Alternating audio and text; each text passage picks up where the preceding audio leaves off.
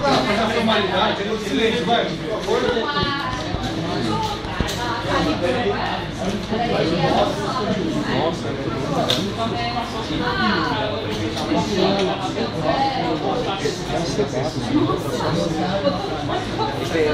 Silêncio aí, por favor, vai.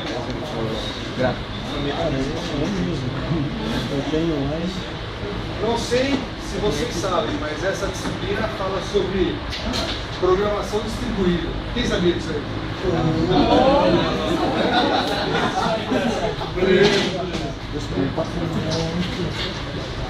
Essa disciplina vocês vão ter aula comigo, com o Cristiano e com o Sakurai. Aí sim, hein?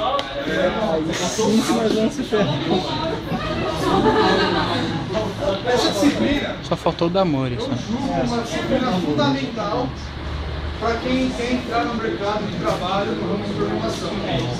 Fundamental. Fundamental mesmo. Porque o mercado de trabalho respira isso. O mercado de trabalho no ramo de programação, em Java, respira isso. Beleza? Em Java e em outras tecnologias também. Antes de falar um pouquinho sobre o que é um sistema distribuído, eu coloquei aqui uma descrição da SANT falando sobre o que é arquitetura. Porque o sistema distribuído, na verdade, é um modelo de arquitetura. E vocês vão ver que existem vários modelos de arquiteturas para sistemas distribuídos.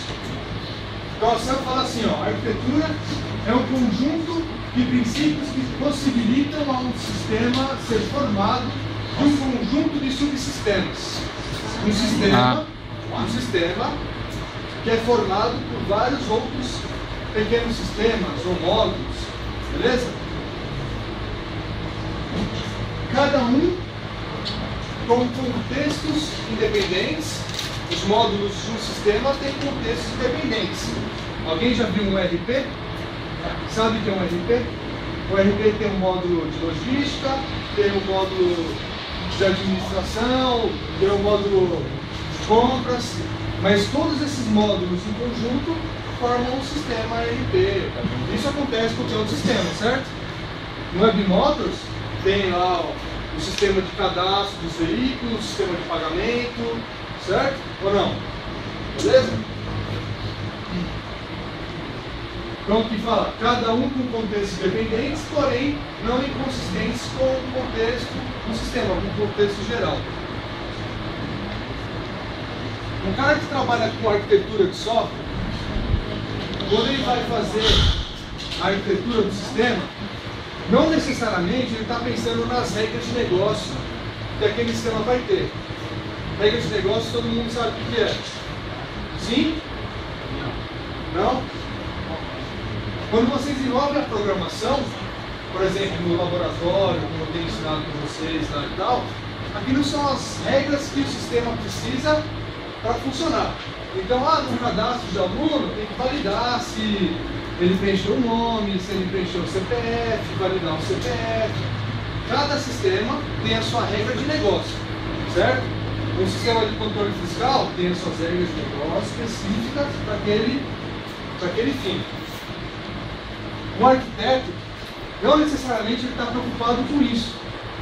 Porque quem vai se preocupar com isso é o programador, o analista de sistemas. O arquiteto ele precisa saber características do sistema para definir a linguagem que vai ser feita, para definir como vai ser feita a distribuição do projeto em si.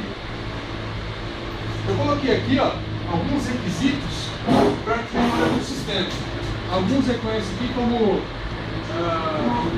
requisitos não funcionais. Eu escrevi errado, foi a pressa. Desculpa, eu escrevi errado, porque eu dei uma palavra. Acontece, sendo gordo, tá? Então tá lá, Então os requisitos são desempenho, que é o tempo de resposta do processamento de uma requisição. Então lembram lá nas aulas que eu falei para vocês, se você pegar e fazer dessa forma aqui, você vai demorar tanto tempo para poder atender a requisição do cara. Seu código vai rodar com essa performance. Se você fizer uma alteração aqui ou lá, seu código roda muito mais rápido. Escalabilidade quer dizer assim, ó, o sistema foi montado, beleza? Está funcionando, está tranquilo. Do jeito que isso é montado, existe a possibilidade de eu fazer algum tipo de upgrade ou de máquina, ou upgrade no próprio sistema, para fazer com que ele aguente ou suporte mais recursos, suporte mais acessos simultâneos. Isso é escalabilidade. O arquiteto, na hora que faz o código, ele tem que se preocupar com isso. Tem que se preocupar com isso.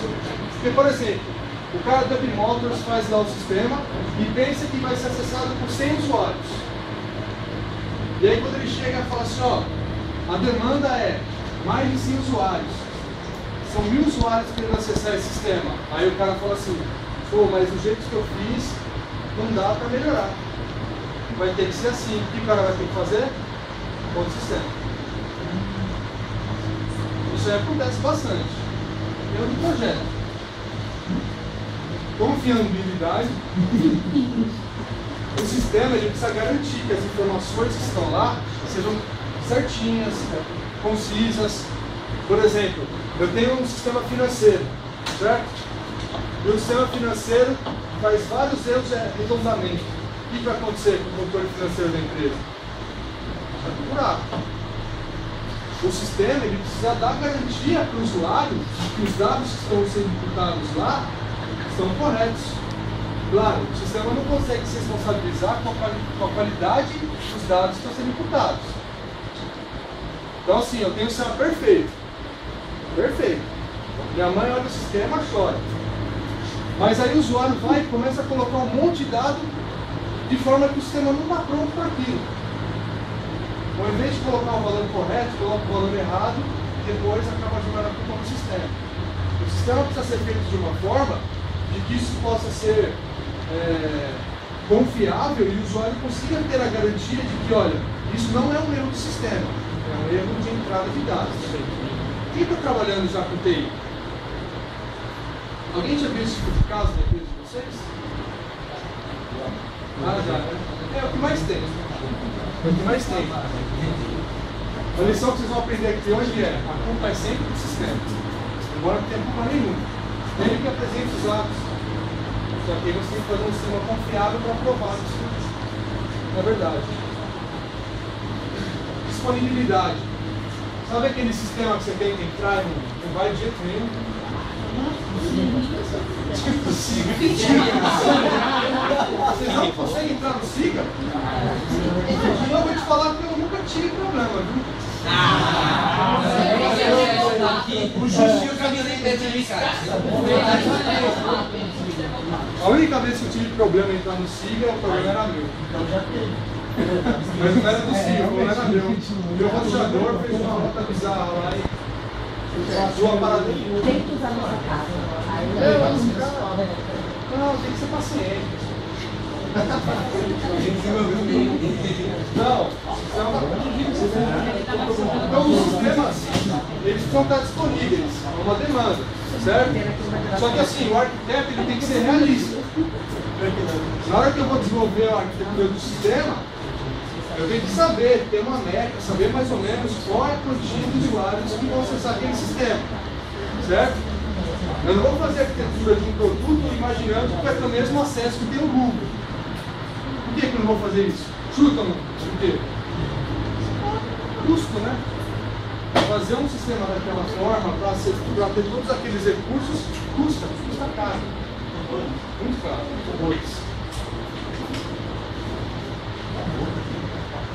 Extensibilidade. Está acabando.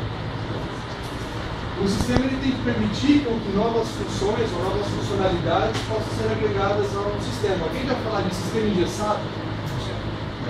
Já? Aquele sistema que, faz aquela alteraçãozinha lá, não sei o quê. Já esquece. É assim e assim. Isso é um problema de arquitetura. Algumas vezes não. Algumas vezes a empresa não tem recurso para trabalhar com esse tipo de coisa. Tá? Manutenção. O sistema ele tem que ser feito de uma forma, a arquitetura dele, para facilitar a correção de bugs. Vocês lembram nas aulas lá, que eu falava para vocês, se der problema aqui, o que você vai ter que fazer? Vai ter que arrumar aqui, aqui, aqui, aqui, aqui. Isso é um problema de arquitetura. Se a sua arquitetura está bem fechadinha, se der um problema, tiver que fazer uma manutenção, você mexe em poucas coisas. Esse é o ideal, pelo menos. Vocês estão entendendo aqui as características? Essas são coisas que o arquiteto tem que pensar. O desenvolvedor acaba pensando nisso também. Aí tem a segurança, a usabilidade, o sistema tem que ser fácil de ser utilizado. Calma aí, só que eu penso aí não. Isso aí tá tudo lá no cima, eu vou por lá.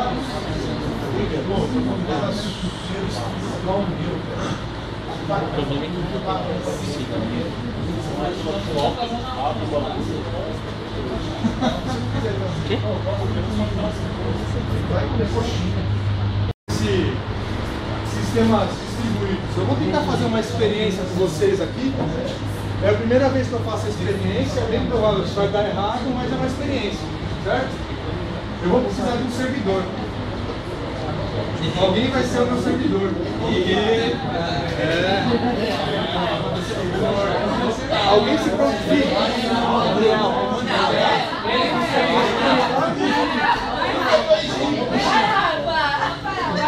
A japonesa, o Ronaldo quer ser o professor.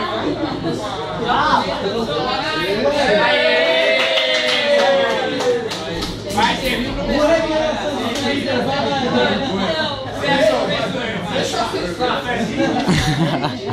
Bota a rosquinha.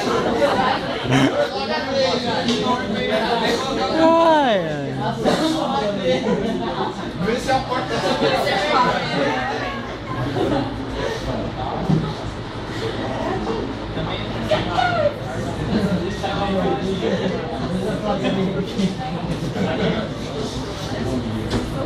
esse tá pegando. É fácil, né?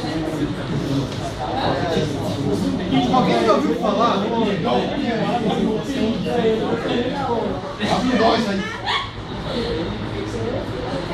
Alguém já ouviu falar aí em client server? Tá?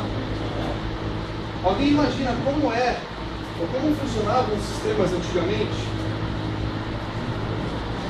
Na época dos mainframes e tal. Alguém sabe o que é mainframe? São máquinas corporativas, ainda existem, creio que algumas ativas ainda, principalmente em bancos e sistemas mais agressivos aí. Esses mainframes são máquinas gigantescas que elas têm a função de fazer processamentos massivos. Basicamente, essas máquinas aí recebem dados, processam e devolvem a resposta. Só. Sei lá, de uma forma grava no banco de dados. E esse é o nosso mainframe hoje. Eu quero procurar mostrar aqui quais são as vantagens e desvantagens das diferentes formas de sistemas distribuídos. Existem vários. Então eu coloquei aqui, ó, algumas entradas. São contas e algumas palavras que ele deve consultar no dicionário. Certo? Então, tá. Alguém tem uma folha aí, um papelzinho para ele? Ele vai precisar. Já que certo cabelo? Já. Certo.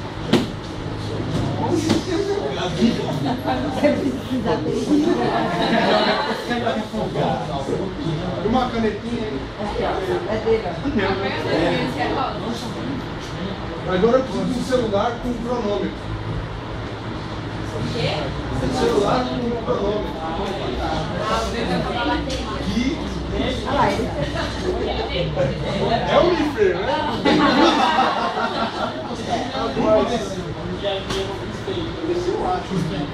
Não tem.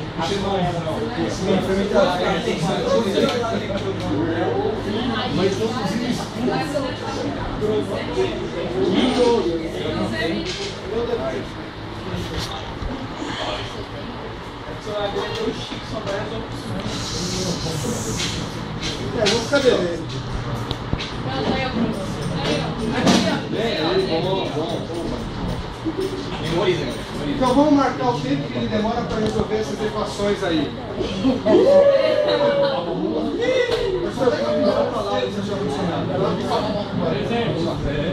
Vamos lá. Ele começou. Ele está procurando no dicionário inglês-português a tradução da palavra. Fazer um cursinho. Slate. Ó. Que palavra, professor? Slate, eu acho. Leite. É um leite.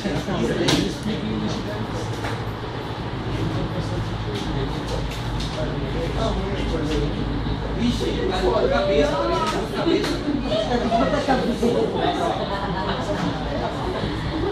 Professor, chama-se meio frame forte. Não, pô, é a única coisa que a gente tem. Mas esse não é um bom problema.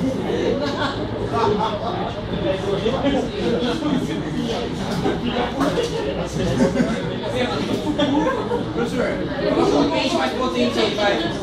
Coloca um peixe disso. Vou fazer um investimento aí, contrato ele. Foi um minuto por vez, hein?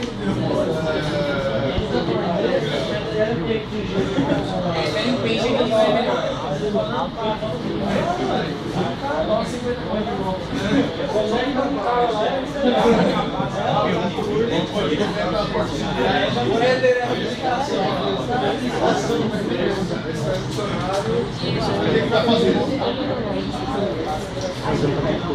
Ó, o nosso leite significa lista de candidatos. Nosso reframe para falar de leite.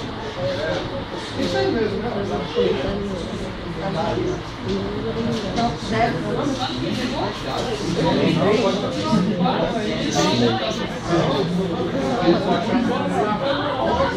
Agora está procurando o significado de ósculo.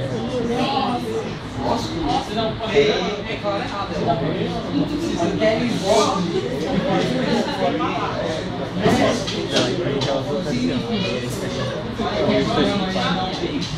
É um beijo. Ósculo é um beijo, mas é o beijo que você dá na sua amiga quando você chega. É o beijo da saudação. Ele chama de bitoca. Olha lá. Tem duas contas para fazer aqui, ó. 5, 5, 8, mais 8, 7, 9. Quer leite de chocolate ou isso? Idade, dezenas, 80. Eu não consegui conectar o dele, ficar nada.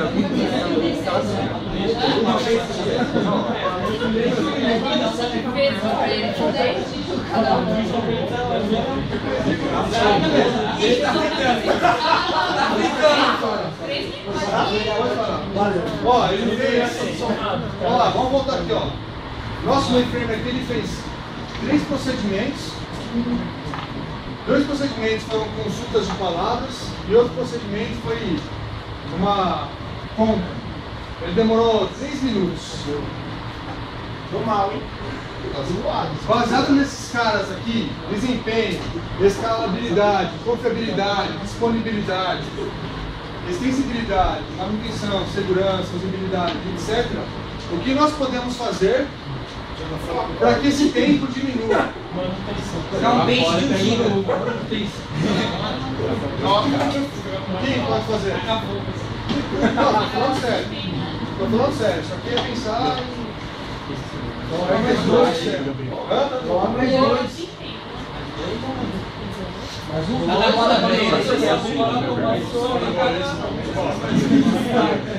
Eu vou dar uma sugestão. Vou dar uma sugestão. Coloca mais um 102. Quando a máquina da sua casa tá ruim, o que você faz? Você compra outra? Não, eu tiro o vídeo. Na loja Z, então. Tiro o vídeo. Vamos lá, o que vocês fazem? Se a gente tiver lenta, de duas uma, ou você tem a oportunidade de ver um aplicativo, você tem que ir lá, ou não é problema. Legal? Pode ser um dos dois.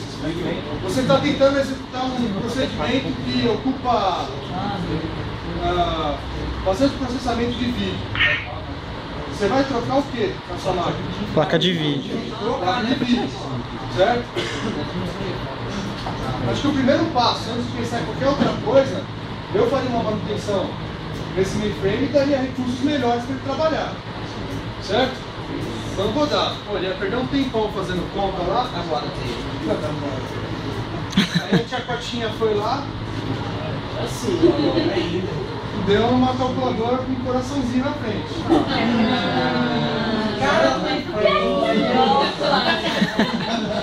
Que se ele for executar os mesmos procedimentos, vai ser mais rápido ou não vai? Vai. Também foi meu ama. Certo? Só que vai chegar uma hora que o nosso requisito escalabilidade vai se limitar, certo? Eu vou pegar a máquina mais atual do universo e vou colocar lá. Enquanto no inventário uma outra, é aquilo lá que vai ser. Se eu for seguir por essa linha, na verdade não é. Na verdade não é. Agora eu faço uma pergunta. Olha aqui, vamos pensar aqui. Eu faço uma pergunta. Você vai esconder todos os recursos para ele. Quantos procedimentos ele consegue fazer por vez? Um procedimento.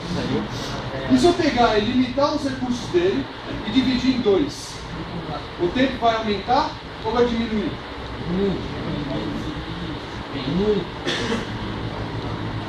Vai fazer o quê? Depende do quê? Do limite. Vamos fazer um teste. Eu preciso de mais um servidor. Mesmo hardware? Vem cá, chama ali. Vem cá.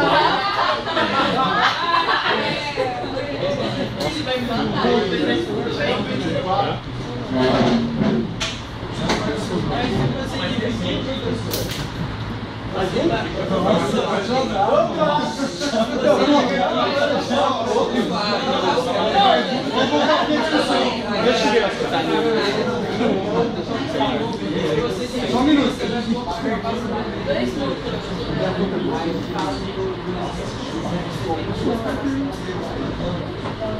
Podem ser duas capacidades iguais ou não. Ou não, certo? Vamos entender o seguinte. Eu vou fazer assim, ó. Esse cara aqui, ó. Esse cara vai ser o meu computador. Esse computador ele vai realizar só procedimentos matemáticos. Qualquer requisição matemática que eu for mandar, ele é o cara que vai fazer. Certo? Qualquer consulta de palavra, quem vai fazer é ele. Beleza? Então daqui. Tá animado, hein?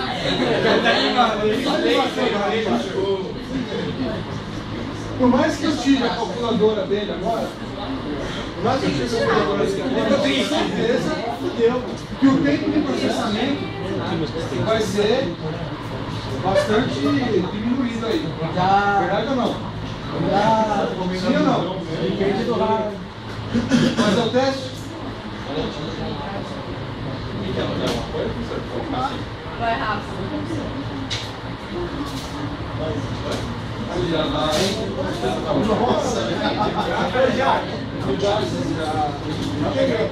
Dá uma cadeira aí pra mim. Não, uma cadeira. Caneta. Então, uma palavra.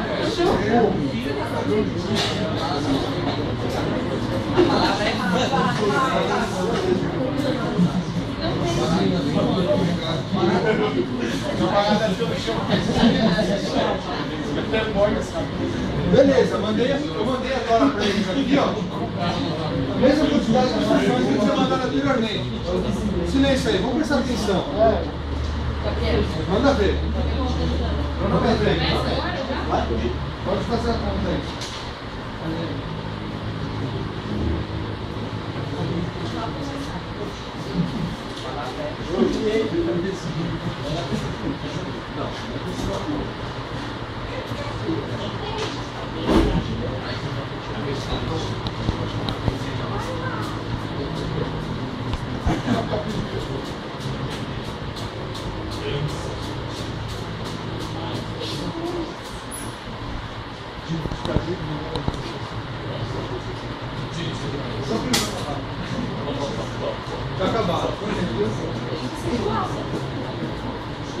bastante tempo, né? Isso que aconteceu aqui é uma distribuição de recursos, né?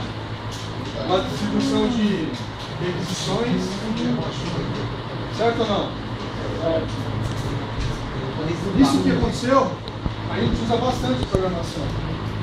Alguém já ouviu falar em RMI, EJB? Já deve ter ouvido falar, né? São recursos que existem no Java para fazer acessos remotos. Então, eu posso, por exemplo, pegar todo o processamento matemático e eu falar assim, olha, veio conta matemática, eu não quero fazer. Quem vai fazer é essa máquina aqui. Esse computador, ele vai realizar todo o procedimento matemático. É uma grande batalha que a gente tem em cima de uma arquitetura onde eu tenho só um cara, um servidor, um cara está rodando e faz tudo para todo mundo. Vocês entendem isso ou não? Mais ou menos? Sim, é um PC só que vai dividir para ele mesmo essa tarefa, ou você não divide para outros PCs Quando quiser. Mas o PC só consegue dividir, agora eu faço matemática e Eu vou mostrar como é essa divisão. Beleza. Pode ir. Tá bom.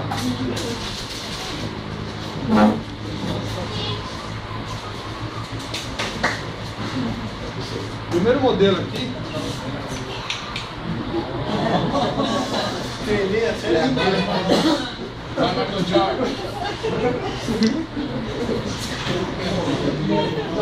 Esses testes aqui, eu só tentei mostrar qual é a vantagem que tem de trabalhar de forma distribuída e unificada. A gente tem uma grande vantagem aí na questão do tempo de processamento, na escalabilidade. Se eu quiser aumentar a velocidade, o que eu faço? Coloco mais uma outra máquina aí, certo? Aumento o recurso de uma máquina ou de outra. Muitas vezes, eu falo aqui esse slide, que muitas vezes vocês estão usando sistemas que estão feitos com uma arquitetura distribuída e vocês têm nem noção disso. Muitas vezes eu posso dizer aí, sei lá, 70% das vezes. E a ideia é essa mesmo, é que aqueles que consomem esses sistemas não têm a mínima noção de que estão usando o sistema distribuído. Para eles é completamente transparente. Para o cliente que usa o sistema, é completamente transparente. Beleza? Listei aqui alguns modelos distribuídos que a gente vai conversar hoje. Tem servidor, B2P, arquitetura orientada a serviços, modelo de 3 camadas e o MVC, Model View Control.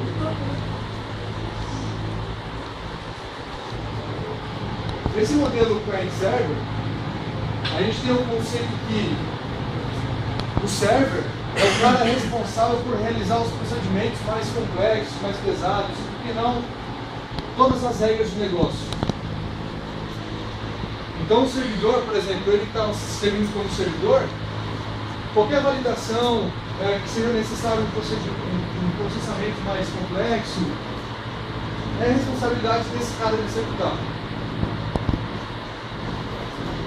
E o cliente, geralmente é o cara que tem a interface gráfica, é o cara que realiza as requisições. Essa é a ideia. O cliente aqui não está falando da pessoa, não. Estou falando da máquina que consome o recurso. Beleza? O recurso é oferecido pelo servidor. Claro para todo mundo?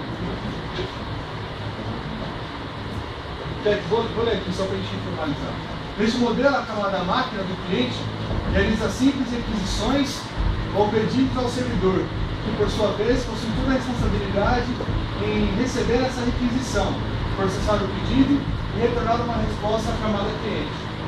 A comunicação entre cliente e servidor geralmente dá através da rede de computadores, a internet, a intranet, rola. Então aqui está um modelo de cliente e servidor. Acho que dá para entender bem com a ideia, né? Os clientes são essas máquinas menores, o servidor aí, o cara do meio que distribui e recebe as requisições. Percebam que pode ser mais de um servidor. Pode ser mais de um servidor, como a gente fez aqui. Tá? Aqui eu coloquei alguns exemplos de um modelo client-server. Então tem, por exemplo, um sistema na web. Aqui eu coloquei, ó. Podemos imaginar um cliente acessando um site de compras online. Você entrando na Amazon. Vocês acham que isso é alguma regra de negócio rodando na sua página web ali? Não. Eu acho que não. Se tem, são validações bem simples, o cara preencheu o campo, não preencheu o campo. Mas a parte mesmo do negócio, a parte da inteligência, está tudo no servidor deles lá. Então, quando eu faço uma compra de um pedido, a baixa que dá no estoque, quem faz? É a camada do cliente ou a camada do servidor? O servidor. Então o cliente fala assim, olha, eu comprei esse cara, manda a requisição do servidor, o servidor vê se tem disponível no estoque, se tem disponível no estoque, ele baixa do estoque e devolve a requisição para o cliente falando assim, ó, foi bem sucedido. Vocês entendem isso? Sim? Isso hoje em dia parece bem simples, né? Você fala, ah, pô, isso é meio que óbvio. Mas nem sempre foi assim.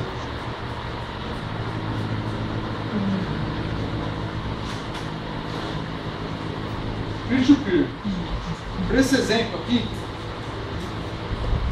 eu tenho outros papeizinhos. Ó, eu vou precisar de 3 pessoas.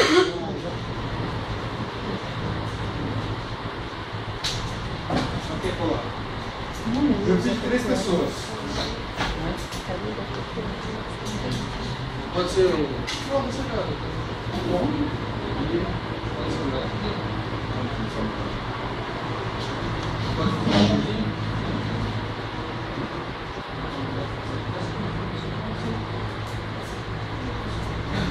Vamos pensar no modelo cliente-servidor de novo.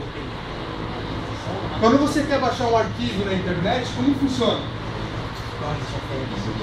Você pega um arquivo, entra na internet, entra no site, no sua camada client, você faz uma requisição para o servidor, ele te autoriza a baixar aquele arquivo e te responde para o arquivo, não é verdade? Aí beleza, o servidor caiu. E aí? O que vai acontecer com esse arquivo? Ele não vai baixar. Aqui eu tenho uma solução legal. Com eles aqui, eu peguei um arquivo e dividi em 3 partes. Cada um deles tem uma dessas partes. Ele tem a primeira parte, ele tem a segunda parte, ele tem a terceira. E só. E só. A intenção é que eles tomem a decisão de distribuir as partes. Se vocês podem perceber aí, deixa eu mostrar pra vocês. Assim, ó, soa muito legal. Eu coloquei aqui o número 1, que quer dizer o fragmento do arquivo dele. E o que está sublinhado aqui é uma cópia que você vai poder entregar para o cara que solicitar. Beleza? Quem solicita o arquivo só vai solicitar a parte que ele não tem. Beleza? Então agora vocês podem fazer a troca dos arquivos.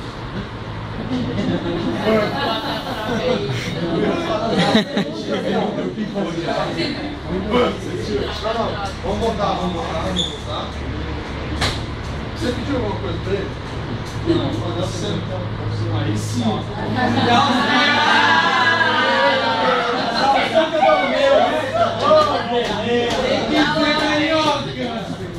Eu tenho que dar aí, tá pedindo, velho. Você é muito educado. Dá o seu também, dá o seu também. Olha, já vou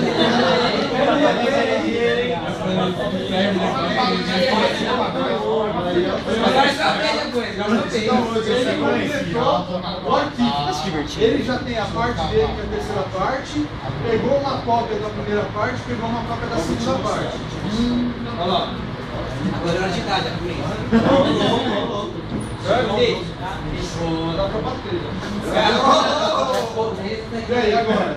E os outros caras aí? Beleza? Olha aí. Esse aqui já vai dele também.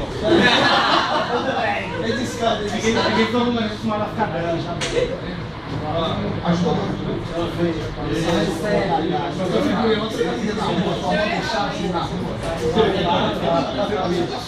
Vocês conseguem perceber a vantagem desse modelo em relação ao modelo client server? Qual é a diferença desse modelo para o modelo client server?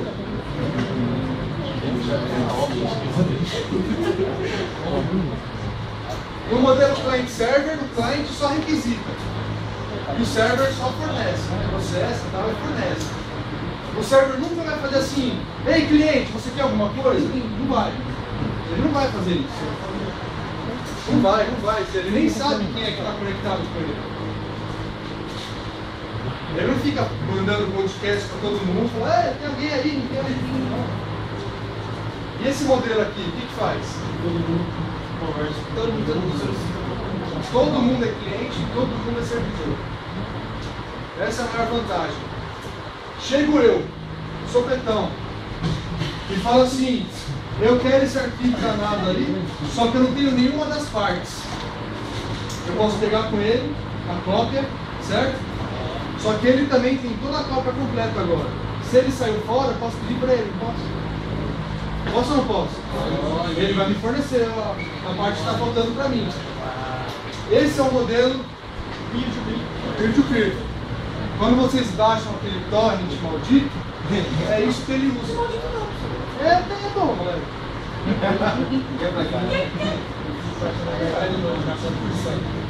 Esse é o modelo peer-to-peer, onde cada client também é um server. Vocês conheciam isso? Opa! Se você for ver lá, nos torrents da vida, você tem os seeds, que são os caras que possuem o arquivo completo, e vocês têm os leechers, né? Leechers. Leechers, né?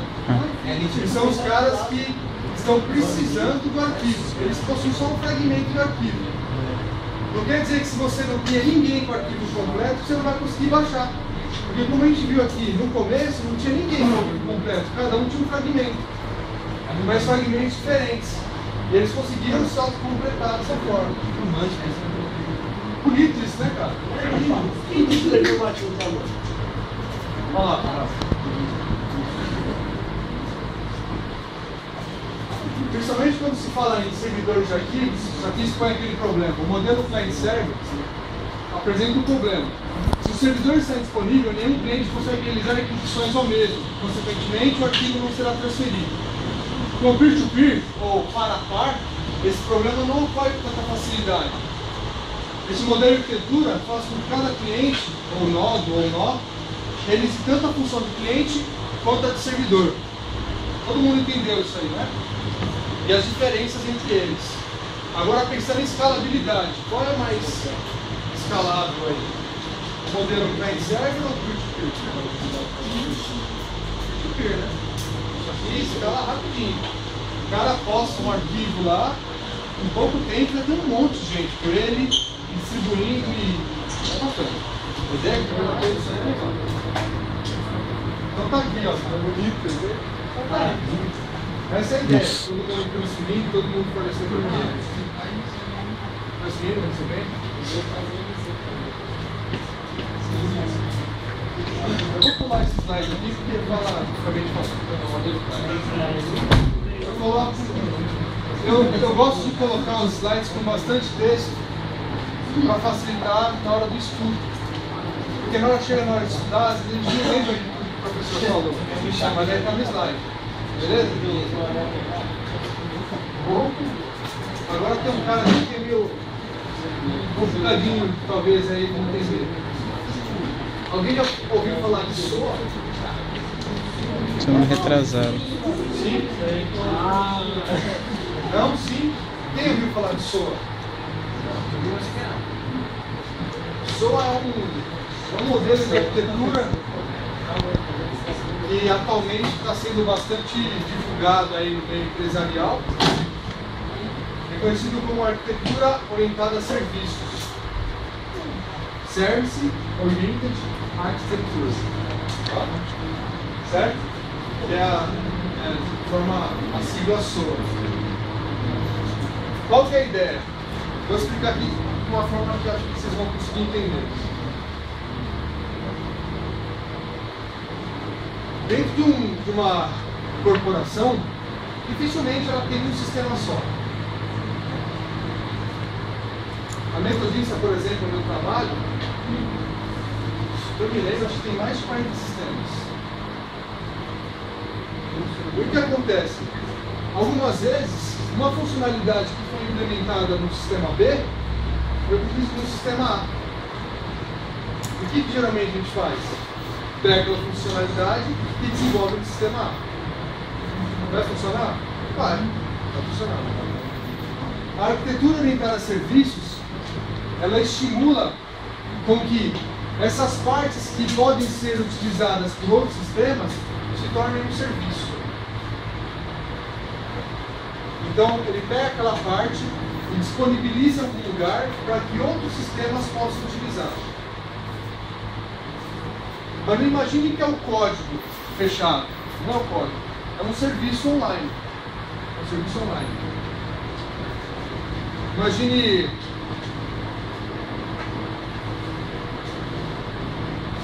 o correio. No meu sistema, eu preciso consultar um CEP. Eu tenho duas formas de fazer isso. Ou eu pego toda a base do correio e importo para o meu sistema. Você pode fazer isso.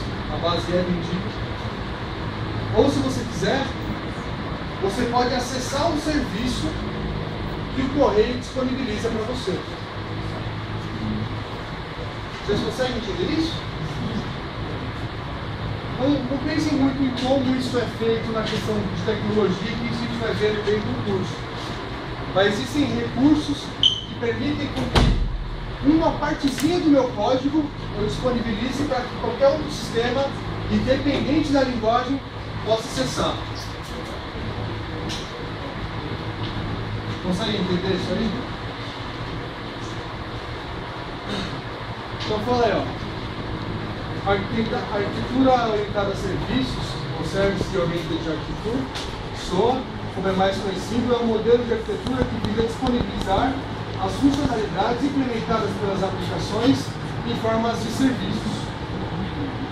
SOA é um estilo de projeto que guia todos os aspectos de criação e uso de serviços de negócios através de todo o ciclo de vida do desenvolvimento, desde a fase de concepção até a aposentadoria de serviços, bem como trata da definição e do provisionamento da infraestrutura de TI, que permite que diferentes aplicações troquem dados e participem do processo de negócios, independente dos sistemas operacionais, das aplicações que estão executando ou linguagens de programações utilizadas para suas implementações.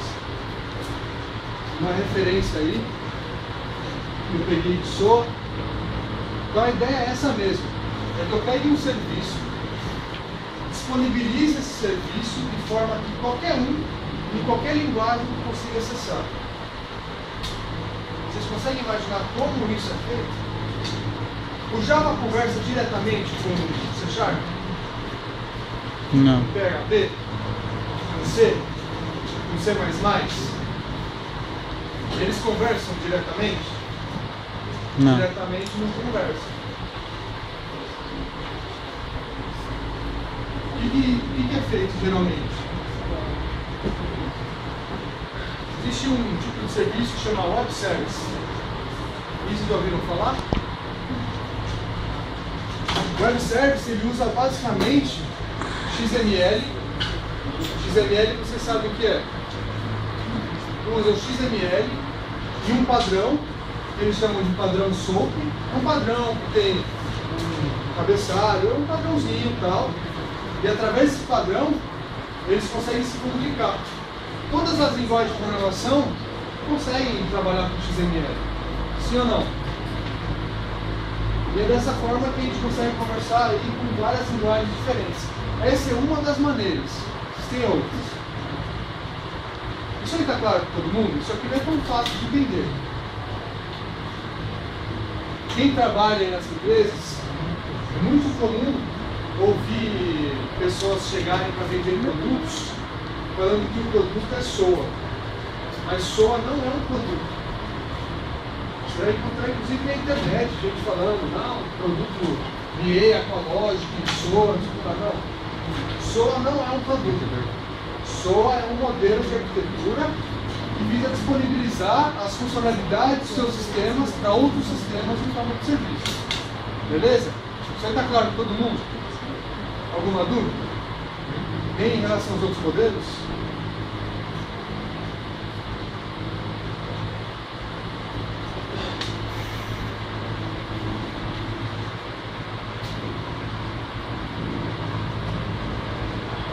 SOA, quando esses caras chegam na sua empresa vendendo produto, falando que estão vendendo um produto que vai te fazer trabalhar com SOA, muitas vezes eles estão vendendo esse cara aqui, ó, Enterprise Service Bus, conhecido como ESB.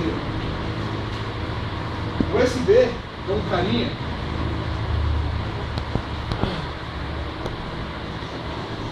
que faz um serviço de barramento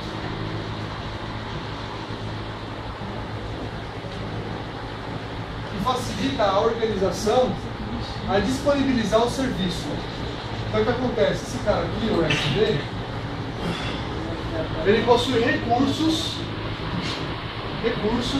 que facilitam as empresas disponibilizarem os serviços dela. Certo? Então aqui eu tenho os caras que vão consumir e os caras que estão fornecendo os produtos. Então aqui no USB eu tenho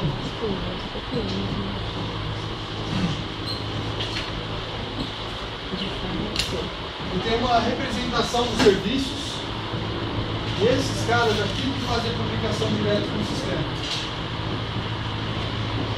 De uma maneira bem grosseira, é isso aí. Então todo mundo que quiser consumir o recurso A, ele chega para o USB e fala assim: ei, eu quero consumir o recurso A. O USB vai, faz a requisição do recurso e devolve a resposta. Certo? O que é legal desse cara é que o USB, geralmente, ele tem alguns outros serviços que agregam muito ao negócio em geral. Então, geralmente, ele tem um serviço de rastreabilidade, por exemplo. Eu posso fazer isso aqui, ó.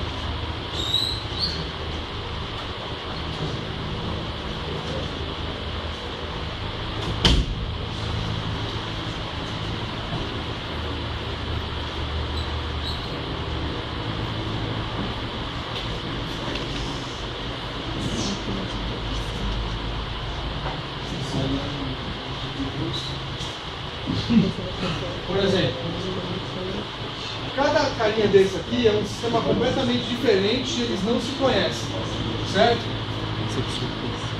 Eu disponibilizei aqui um serviço que eu chamei de serviço A. Quando eu consumir esse serviço, ele vai despachar uma requisição para esse outro cara aqui, e esse outro cara vai até o A, pega o que lhe interessa, armazena aqui. Pega o que interessa do B, armazena aqui. Pega o que interessa do C, armazena. Trabalha nos dados, devolve para o A e devolve para quem solicitou. Então, por exemplo,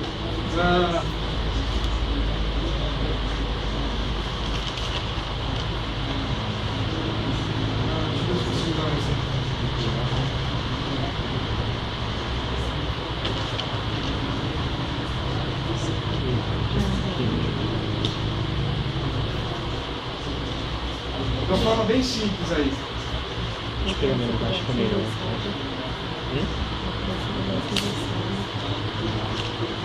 Vamos imaginar que aqui é uma base de dados que possui dados de pessoas e tal. Aqui possui a base do CEP, o correio, o serviço do correio, e aqui um outro serviço qualquer.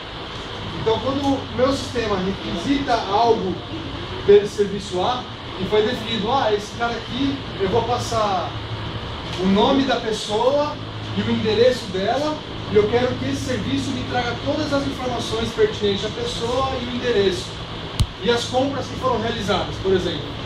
Então esse serviço vai chamar uma outra camada que vai fazer o disparo das requisições, armazenar os dados, trabalhar nos dados e devolver de uma forma só. Vocês entenderam isso ou está muito abstrato? Hã? Não? Vamos imaginar assim.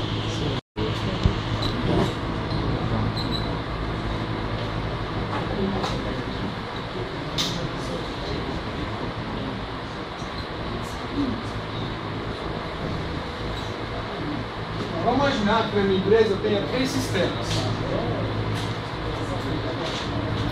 Um sistema é responsável pelas compras, então toda a compra que é registrada fica nesse sistema. É uma forma bem grosseira de explicar, tá?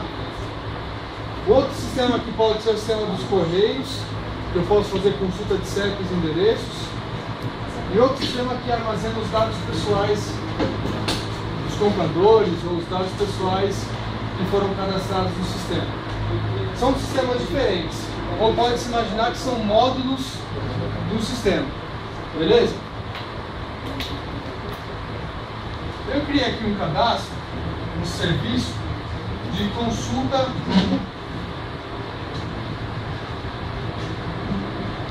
de pedidos, certo?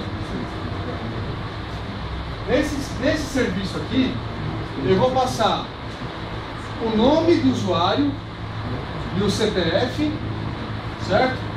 E o CEP. Aí, esse serviço vai ter que me devolver o endereço do cara, os dados pessoais dele e a lista de compras que eles realizaram. Até aí todo mundo entendeu. Beleza? Esse serviço aqui, ele pode despachar essa requisição para um outro serviço, para um cara que vai fazer todo o processamento, e esse cara aqui é o cara que realmente vai conversar com as pontas. Então ele solicita os dados para as pontas, faz toda a tratativa que lhe interessa aqui. Então, por exemplo, eu pedi os dados de compras e veio compra do ano inteiro para ele, mas o meu sistema só traz do último mês. Essa regra pode ficar aqui, por exemplo. Aqui trouxe dados pessoais, trouxe nome, CPF, RG, e-mail, mas nesse serviço o que interessa são só nome, CPF, RG e data de nascimento. Por exemplo, essa tratativa pode ser realizada aqui. Depois de realizar essa tratativa, essa informação é devolvida para cá, no A, e o A devolve para quem chamou. Vocês entenderam agora? Sim? Beleza? O USB, além disso, ele pode rastrear todo o percurso que foi executado, por exemplo, e administrar quais são os serviços que estão sendo mais chamados e tal. Por isso que nas empresas eles falam, estou vendendo aqui um USB que vai te fazer SOA. Ele não vai fazer SOA, ele vai fazer esse trabalho aqui. Né? Certo?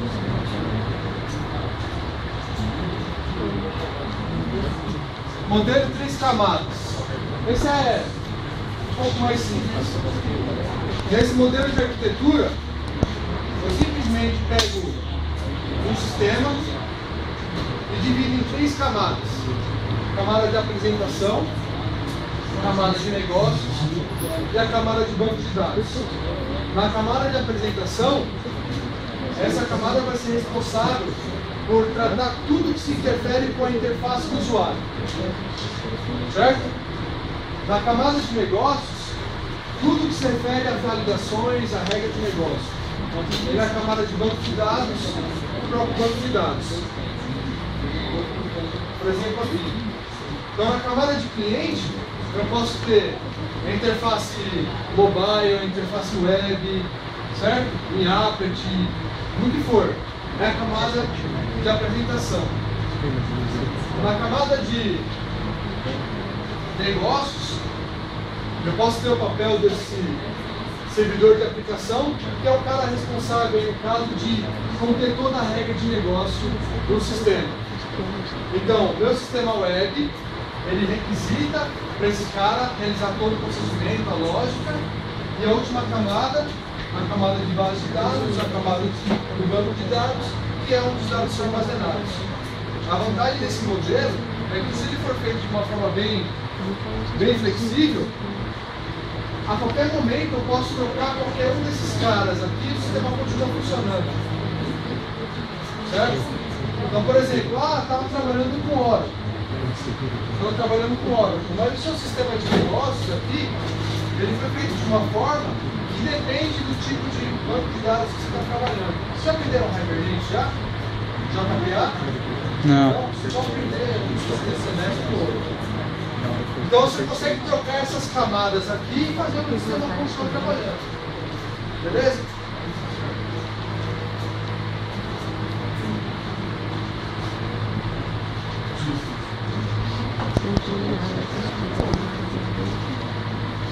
Esse é o último modelo de hoje.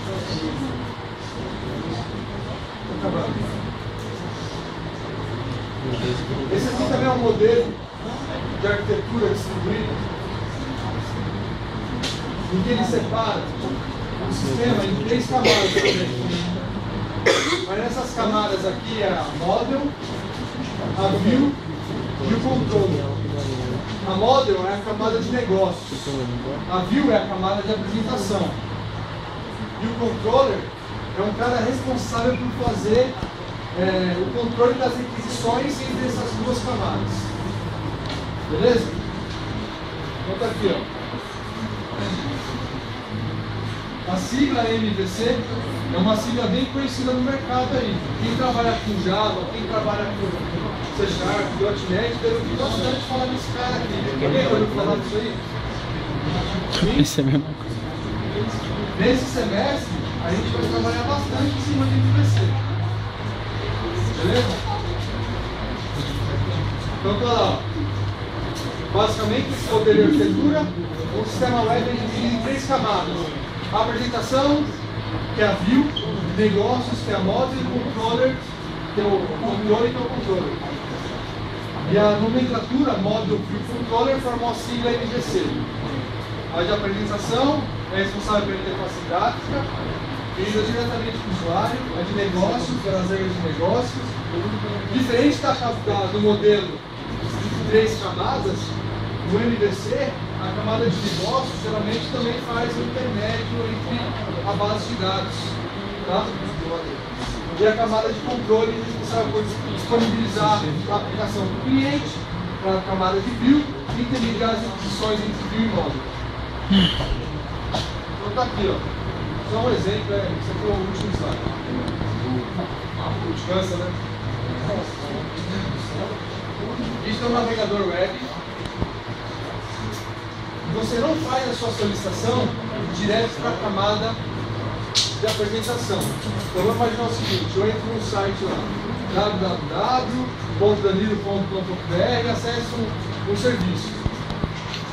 Quando eu faço a requisição, não é a minha camada de view que vai ser apresentada direto. Antes, vem para a camada de controle, a camada de controle fala assim, opa, ele quer acessar determinado endereço, determinado site. Ele vem, pega o que ele quer acessar e devolve o usuário. Só que às vezes nesse processo pode também existir regras de negócio, como por exemplo, uma validação. Vocês mexeram um pouquinho mais com a HTML? Não? Eu não mexei também. Você deve saber. Então, algumas vezes, na camada da web, você precisa fazer algumas validações, fazer uma persistência de dados, botar um dado no banco de dados. Então esse cara aqui, o controller, ele vai fazer essa administração para você. Ele quer, nesse endereço que ele está querendo acessar, ele está informando alguns dados, e esses dados precisam ser salvos no banco de dados. Vem para modo, você faz toda a persistência para fazer, salva os dados. O controller pega uma página web de resposta, por exemplo, seu cadastro foi ok, e transfere esses dados para o navegador do Entendido isso aí? Isso aqui a gente vai conversar bastante, tá? Isso aqui é mais só para você ter uma ideia, mais ou menos como é. Isso aqui vai ser assunto por bastante tempo. Beleza? Alguma dúvida? Pode ser. Chamada. Eu tô esperando ela. Se pudesse, a gente chama. Eu vou fazer a chamada aí, pessoal.